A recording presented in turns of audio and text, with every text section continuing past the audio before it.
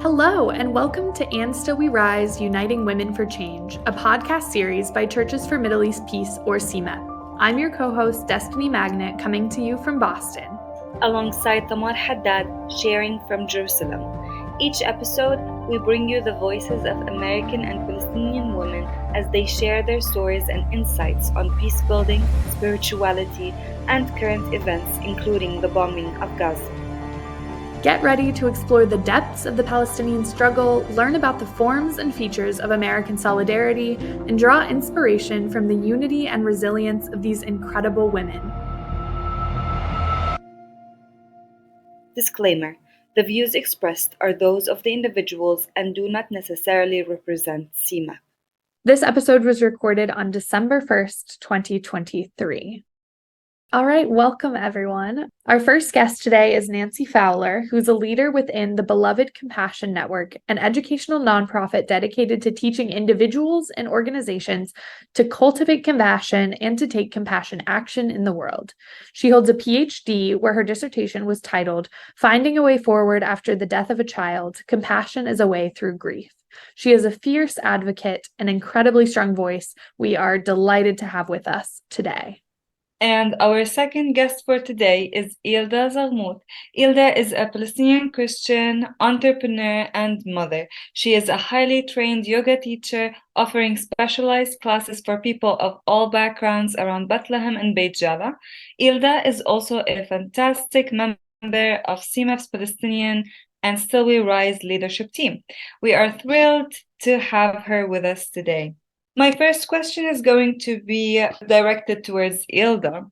Eilda, I'm interested to hear more about your yoga practice. How long have you been a teacher? How has it been received by the community in Beit Jala and Bethlehem? Thank you so much for this. I am very excited to be part of this podcast. I had been teaching for the past 10 years. I certified back in 2013. Through an American-Canadian foundation.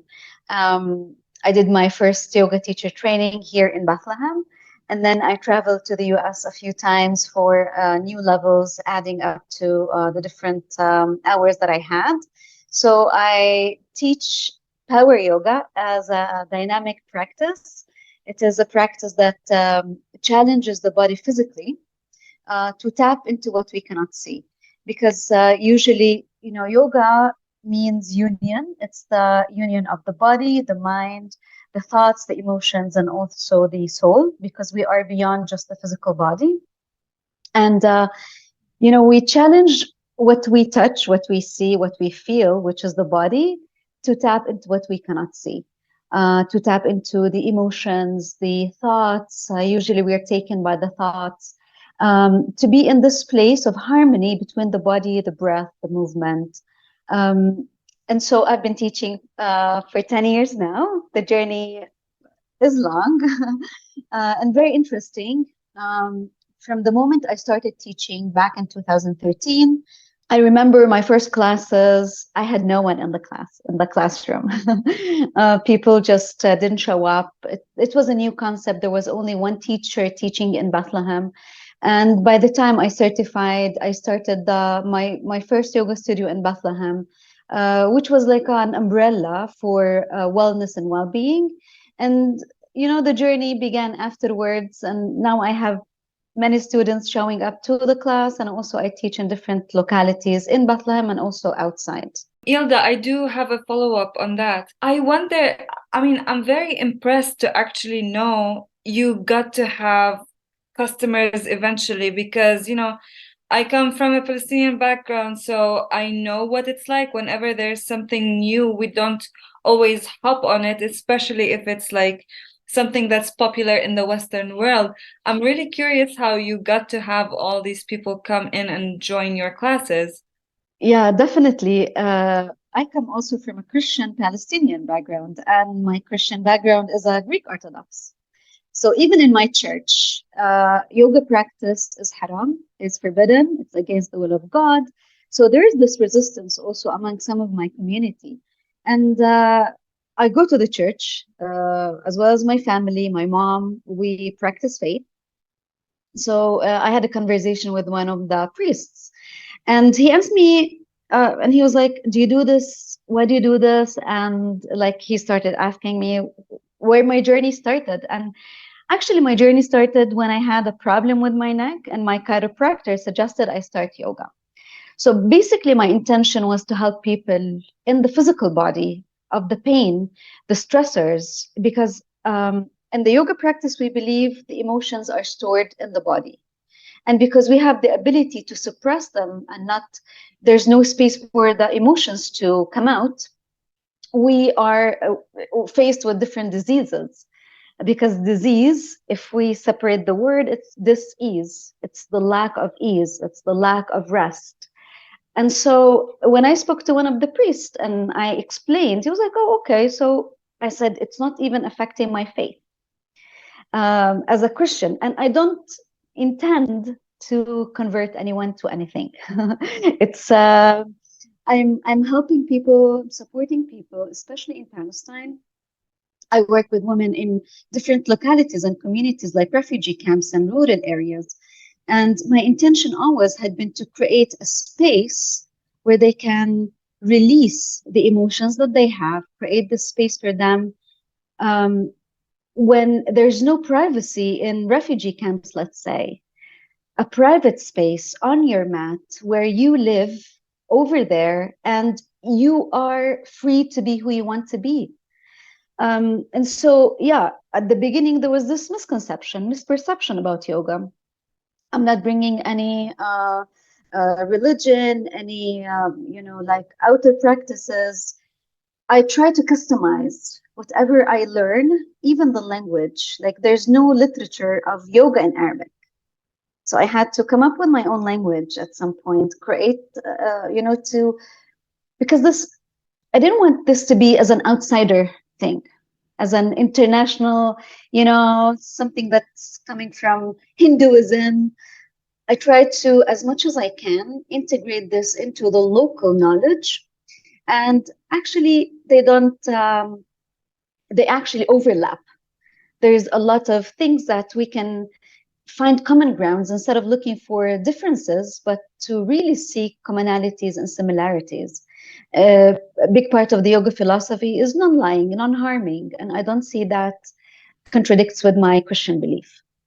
That's amazing. Thank you so much for sharing. And hearing you talk about the mind, body, spirit connection reminds me of some of the conversations I've also had with Nancy about her work and compassionate care and family systems therapy. So Nancy, I want to go to you and get a little of your take. How do you feel the mind, body, and spirit are connected in your work? How do you bring this to your compassionate care practices? And what resonates from what Eilda's talked about in your own work? Thank you, Eilda. I loved hearing about your work. And yes, your spirituality, the contemplativeness of yoga, it just fits in so well with the work that I do. The compassion practice, which is what I do with Beloved. I first started to learn it when I started my PhD program at Claremont School of Theology. And Frank Rogers Jr. was my advisor, and he is the one that created the compassion practice. He had a very traumatic childhood, and he has written a book. It's called Cradled in the Arms of Compassion. And he wrote this, his journey. It was very difficult to start because of he told us in detail of his trauma. And so this Cradled in the Arms of Compassion, a spiritual journey from trauma to recovery. And he came very close to ending his life, spent time in a mental institution, and yet his intrepid journey into his self and finding all those wounds inside of himself, and that ended up being the compassion practice. He was creating it as he was going through life. So I started my PhD program because I had been to Israel, Palestine. I have been there 7 times. I have taken 5 groups because I want people to see what's going on there. And so that was what my focus was going to be, because Frank Rogers had just come back from there. So it really fit. He said, we need to do something with spirituality and peace for the Palestinians. And so it just was such a fit. So I was going to be focusing on that in some way, using his compassion practice, taking conversation into churches about Israel-Palestine in ways that people can hear the truth. And I actually had talked to Mitri Rahab about this, and he liked what I was going to do. I was studying for my qualifying exams when my son, in 2015, ended his life. He was gay, started being bullied for it in kindergarten. At 5 years old, he said to me, "I don't want to be alive." So we knew there was some mental issues there. Did not know he was being bullied. Had guessed the possibility of him being gay. But in third grade, we did find out that's what was going on. In eighth grade, he found self-medication, drugs. And so that made everything a lot more difficult. And finally, at the age of 24, it hurt. Life hurt. So he ended it. So while I was studying, I knew I could not do Palestine and grief. And grief certainly wasn't going to go away. So I had to drop Palestine. But and that's why my dissertation ended up being I created a workshop using compassion practice for grief, the going inside to finding those wounded places and getting the healing. And that's what my workshop is. And so then because I had taken groups and people knew that, they started saying, "We need you to come and help lead trips again." And we actually had one planned for 2020, which obviously couldn't happen. And but I could not let, and at that point I thought, oh, and I want to take my grief work to Palestine, because we know there's just too much grief there. There is everywhere, but that's just too much. And so that's what really drew me back in. And then a chance communication with Churches for Middle East Peace, CMEP, asking if there was anything that they could do, that you could do, to help me in my travels to Palestine. And I shared my grief story, and that's why we ended up with a connection with And Still We Rise, so that I can work with you, hopefully, maybe some online previous to the summit next November, and then maybe do some contemplative work while I'm there. And I'm really excited to be able to put the two together. My two passions, Palestine and, well, I don't know what I call grief a passion, but it is certainly a passion to help others with grief. I have now been, internal family systems was mentioned in the introduction. Richard Schwartz created he doesn't say created, he developed internal family systems model of therapy, which is a way of going inside also. And I am now a certified spiritual director using internal family systems, IFS, so that I can work. I work with individuals, I work with groups, I'll do actual workshops. Yeah, so I guess you could call me an expert in grief. I don't want to be, but I am. So I want to share what I can do to help others. That's so incredible. And we're so honored to hear your vulnerability and your story. And it's so inspiring how you've channeled the grief and your personal story into this incredible work that's doing so much good for so many people. So really, really grateful to have you share that, Nancy. Thank you.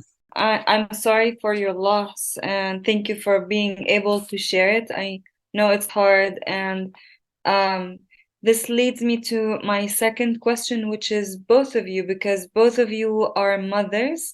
So how does that shape the way you approach your spiritual and professional work? And what inspires you about your motherhood? Well, I'll go ahead and start, since I have lost a child. I actually had a miscarriage, and that was my first loss. So I've lost two children. And I acknowledge that, because perinatal loss it's powerful too. And then we adopted. So we adopted our two kids. And so the addiction and depression and all that came from Nick's birth parents. But being a mother, so of course, being a woman, period, we have dealt with oppression as women. In some places are more than others. I'm older, and so I've certainly had a lot more of it even here in the United States. But we want to end oppression, and we want to do that peacefully. So even as women, before being a mother, we've got a lot of motivation to work for peace. And then as a mother, mothers don't want to send their husbands and sons into war. Violence, just nothing is ever gained with violence. And so that, and especially having lost a child, just knowing the pain that causes, to maybe to help with the motivation again for nonviolent approaches to peace. And spirituality, I think, is just a huge part of that. Thank you for sharing, Eilda. Yeah, being a mother of two boys, I also believe, the role of women in raising up the men. I mean, these men were raised up by women. And this is a huge responsibility, to raise two boys in this part of the world where it's very violent outside. There's so much hatred, there's so much anger and frustration. And my boys are teenagers now. And it's they already are dealing with a lot of emotions inside as they're growing up, as they're like a teenaging era of their life. They're already confused. And with everything that we see outside, and I tell you, it's not easy to be a mother in this part of the world, because it's like finding the place, the balance between, like showing your kids what's happening outside, that they're not blind to injustices, but at the same time, not planting the seed and watering the seed of hatred and revenge. So this line, like, this is what my faith is all about as a Christian also. Like, Jesus saw injustice and he acted upon. And to find this way also in raising my kids. I tell you, there's so many roles on us as women here, also in Palestine. And as Nancy said, even if you're not a mother, you carry so many traits, so many roles that you have to play. You're a caregiver by nature. Anyway, that's part of your role, and you take this to every part of your life. And I believe there's this kind, like a special type of wisdom that women have once they're connected with their feminine, with what they have inside. Because also we're seeing men in skirts, women acting as men in skirts. And this is not I personally, I don't believe this is our place. So yes, there is a special role that we have as women, as mothers. And this ends up like more responsibilities for me to open up the eyes of my boys, and at the same time, not raise them in anger and in fear and frustration. So it's not easy. It's always finding this place of balancing both ways. And like both my sons, I remember how to process the emotions they have, especially with everything that's happening outside now. Like in this challenging time when people are taken by emotions, and we want to revenge, we want to, show them like we can, and again, coming back to the place of realizing the faith, and at the same time acting from a place of, tackling injustice in our own way. We are seeking, like you can be a hero in every possible way of raising your flag through your education, through what you bring to the world, through showing up and being who you are, presenting the culture, the history of who you truly are as a Palestinian. Wow, that gave me goosebumps. Thank you for sharing that so much. Yeah, I agree. I was also like in awe as you were speaking there, Elda. That is so, so amazing. And one of the things that's really interesting that I think you piece out is how we have all of these emotions like anger and grief and pride, and the way that we channel it is really important. And so, Nancy, in your grief work, I'm wondering how do you work through all of those emotions, and like how do we transform in your work and in your experience like these really difficult emotions of anger and grief and sorrow? How do we channel that and process it into something positive like Ilda's talking about? How does that show up in your work and become compassionate and loving? Thank you. Yes, well, that is certainly our goal. We do call it compassion practice because we don't always just get it right off. But the more we do it, the better we can channel emotions.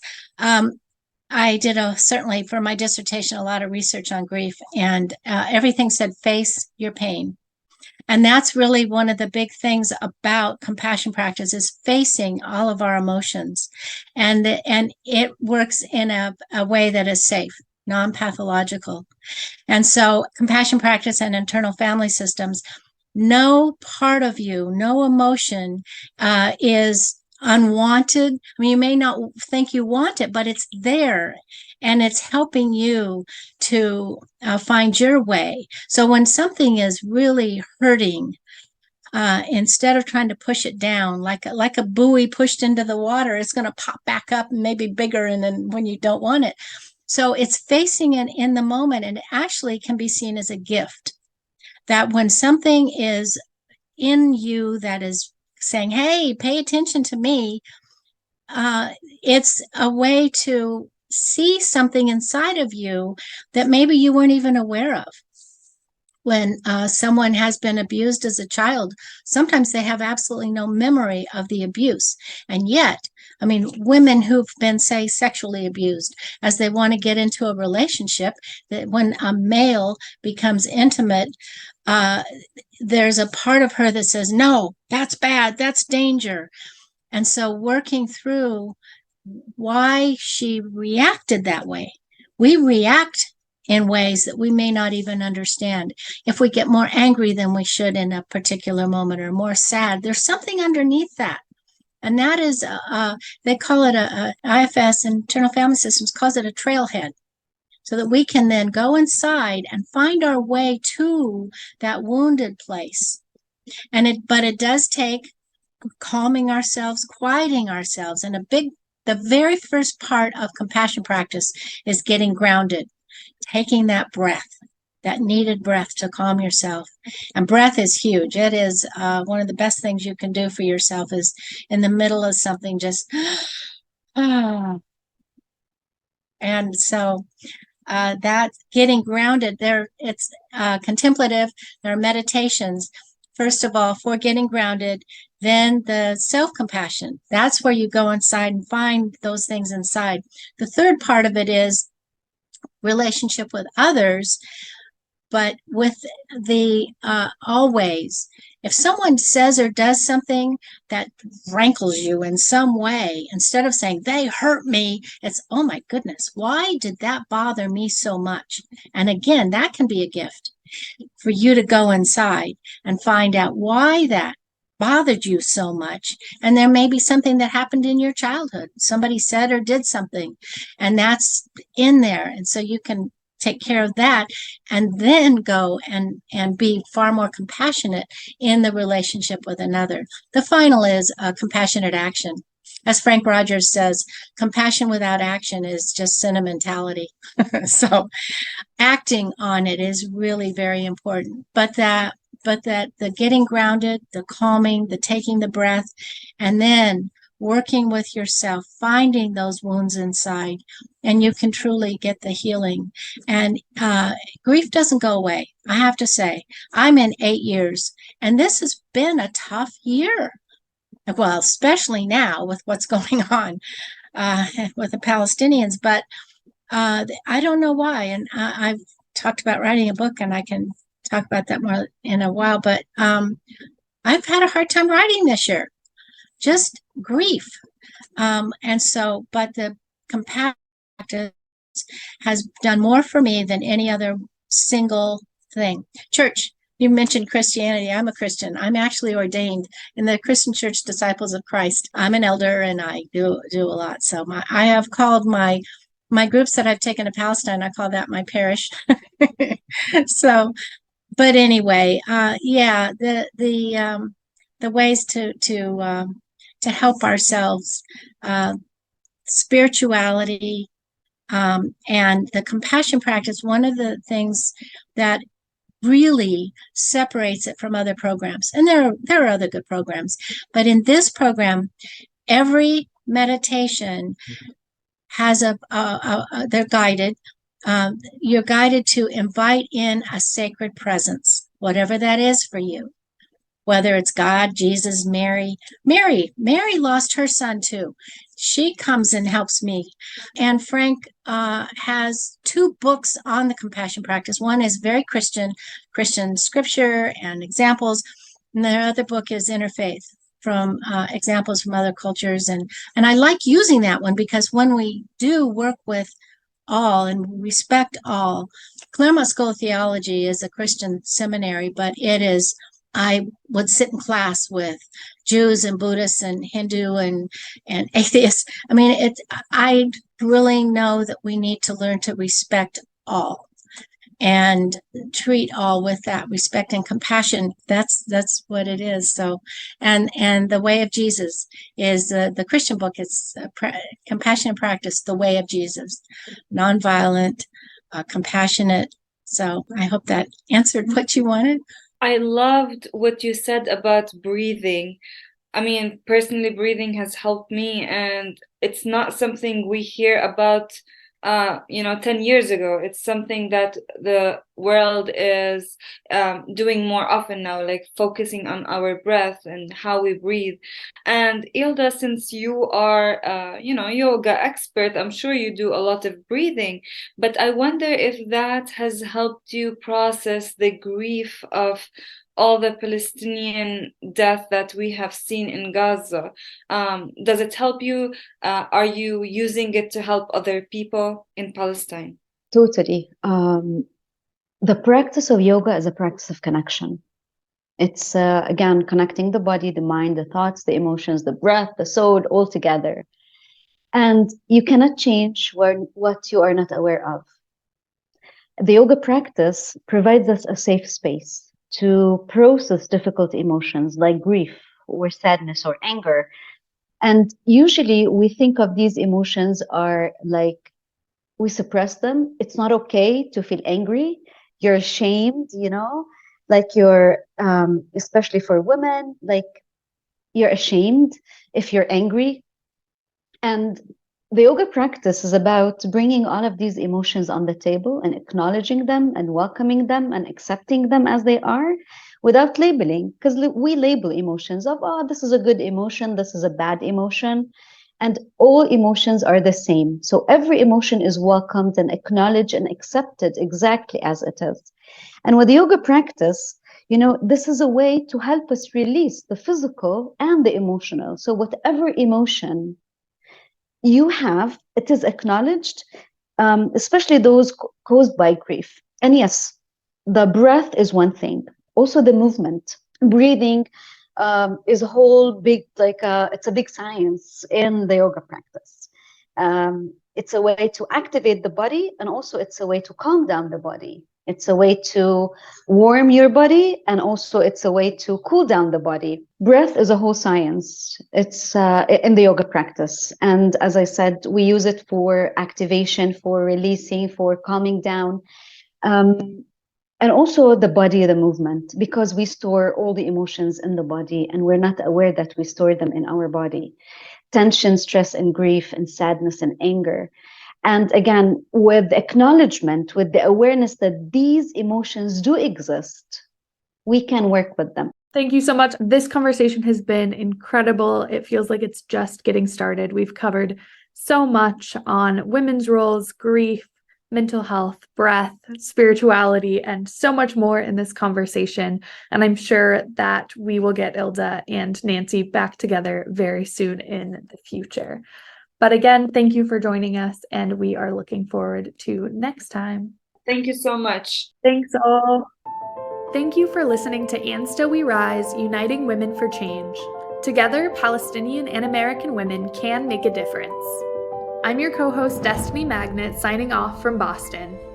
And I'm Tamar Haddad, signing off from Jerusalem. For more information on Churches for Middle East Peace and our work, visit cmap.org. Here, you can find the latest news from the region, opportunities to get involved, and resources for contacting U.S. representatives about our core issues. See you next time.